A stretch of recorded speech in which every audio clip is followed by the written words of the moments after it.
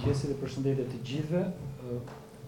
Me sa kam kuptuar unë, qëllimi i kësaj iniciative, i kësaj nisme është që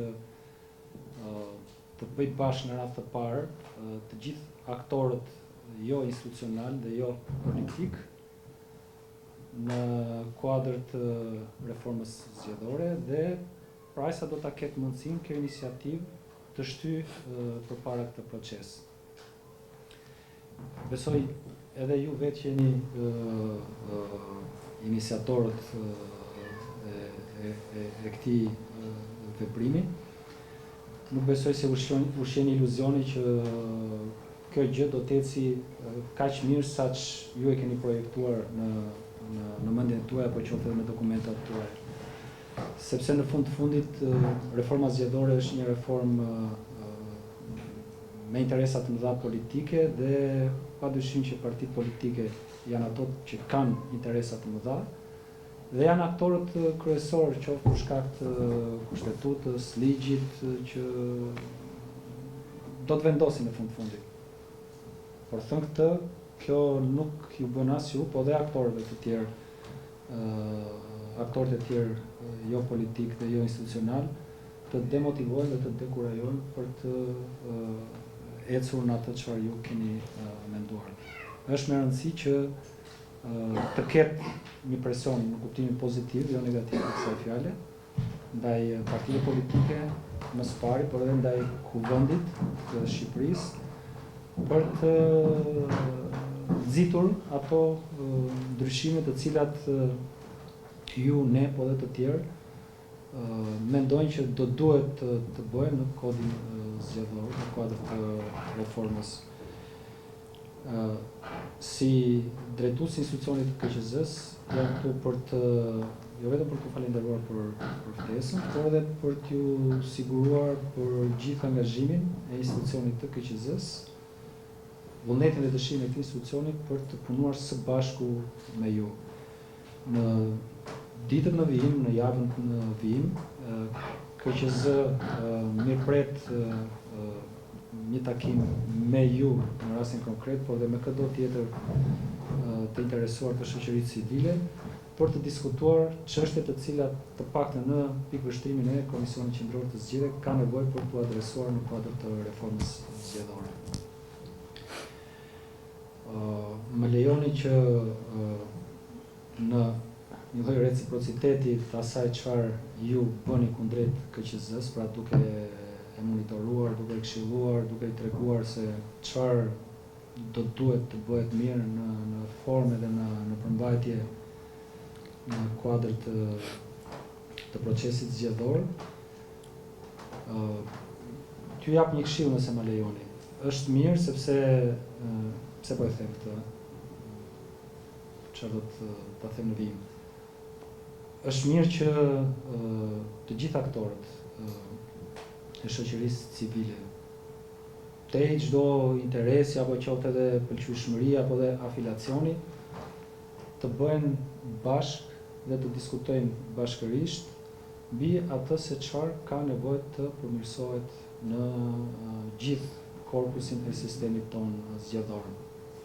Mund të jemi gabuar, por jo pak herë konstatoj nevojën për një protagonizëm edhe pa ndonjë benefit qoftë edhe për atë që kërkon të jetë protagonist. Nëse kjo përpjekje do të jetë e ndarë, do të jetë me interesa të ngushta, nuk do të ketë asnjë sukses. Edhe ashtu e bashkuar kjo përpjekje, përsëri nuk do të duhet na ushqej iluzioni që po, tani politika shqiptare do të dëgjojë çfarë do t'i themi ne si shoqëri civile.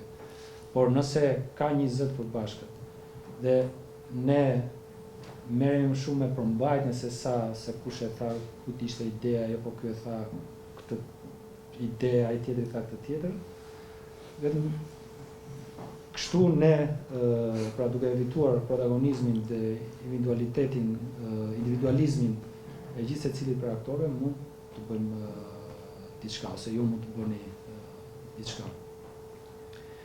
Shpresojmë sot në djenin time, Komisioni i posaçëm parlamentar për reformën zgjedhore ka bërë një takim. Urojmë të gjithë që partitë politike të jenë mjaftueshmërisht të ndriçuara për të kuptuar rëndësinë e kohës në realizimin e kësaj reforme. Kemi humbur kështu mendoj që mund të thuhet, mund të konstatohet 4 muaj, thuajse 4 muaj nga momenti kur është konstituar Kuvendiri i Shqipërisë për të punuar për ndryshimin e kodit zgjedhor. Zgjedhjet e organet e qeverisjes vendore të 2027-s janë shumë afër. Ditët ikin, javët ikin, do të ikin dhe muaj dhe do të kanonisin që ndryshimet në kodin zgjedhor të bëhen në momentin e fundit, gjë që mund të prodhoj pasiguri, mosbesim të gjithë aktorëve në proces. Ndaj gjej rastin që përsa edhe nga pikpamja institucionale na takon ne si KQZ të sjellim në vëmendje të komisionit, të partive, veçanërisht të partive kryesore politike, asaj që qeverisë vendit, por edhe asaj që është në opozitë, Partisë Socialiste dhe Partisë Demokratike, që të kuptojnë që është rasti për të tejkaluar ato dallimet mjaft të thella antagoniste në qëllimet politike që ato kanë dhe të punojnë për reformën zgjedhore. Është interesi i tyre më së pari, i përbashkët, për të përcaktuar sa më shpejt rregullat për garën e ardhshme elektorale, por natyrisht është interesi i qytetarëve dhe në fundit është interesi i institucionit që merret me administrimin e procesit zgjedhor, pasi ne kemi nevojë për qartësi të këtyre rregullave kohë përpara se të zhvillohet procesi zgjedhor.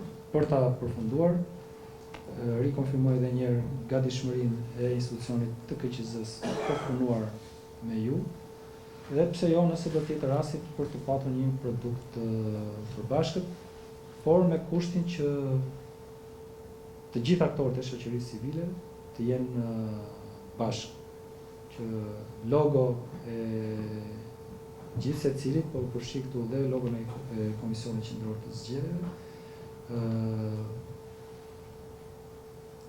tjetë shkrirë në një produkt që ka konsensusin e të gjithëve. Faleminderit.